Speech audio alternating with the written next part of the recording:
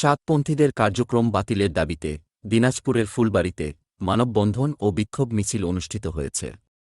গত ১৮ই ডিসেম্বর বিশ্ব ইজতেমার ময়দানে গভীর রাতে নিরীহ মুসলিমদের উপর অতর্কিত হামলাকারী সাদিয়ানি সন্ত্রাসীদের দৃষ্টান্তমূলক শাস্তির দাবিতে আজ ২৬শে ডিসেম্বর সকাল ১০টায় নিমতলা মোড় কেন্দ্রীয় জামে মসজিদের সামনে মানববন্ধন ও সমাবেশ অনুষ্ঠিত হয়।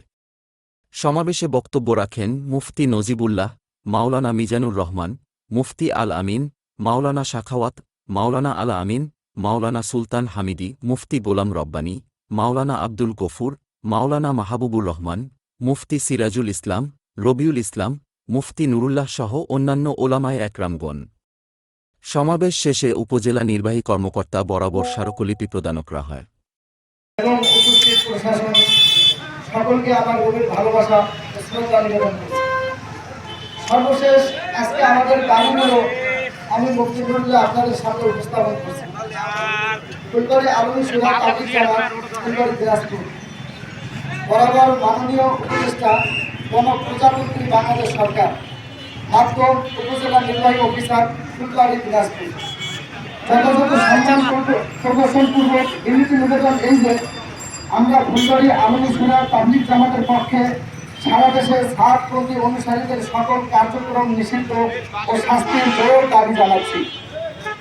উল্লেখ্য যে গত 18 ডিসেম্বর 2024 তারিখ রোজ বুধবার মধ্যরাতে সাতপন্থী সন্ত্রাসীরা টঙ্গীর বিশ্ব ইজতেমা ময়দানে অতর্কিত হামলা করে আমাদের ঘুমন্ত নিরীহ সাথীদের হত্যা ও আহত করায় আমরা সাতপন্থীদের সকল কার্যক্রম বাংলাদেশ সহ ফুলবাড়ী থানার সকল মসজিদে নিষিদ্ধ ও শাস্তির জোর দাবি জানাচ্ছি।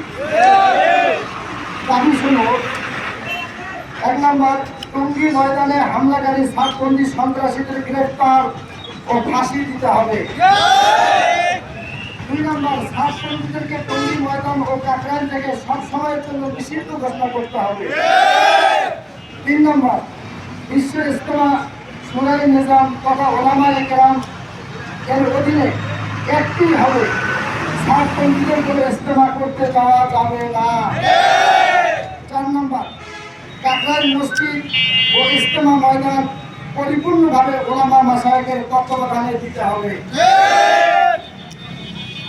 নিবেদক ফুলবাড়ী আলমী সুরা সদস্যগণের পক্ষে মুফতি নুরুল্লাহ নূর আলম। এবং এদেশের ইসলাম ও মুসলমানদের ঈমান নিয়ে মানুষকে ঈমানের চেতনা থেকে দূরে সরে রাখতে চাই। আমি তাদেরকে সুস্পষ্ট পেগাম পৌঁছে দিতে চাই।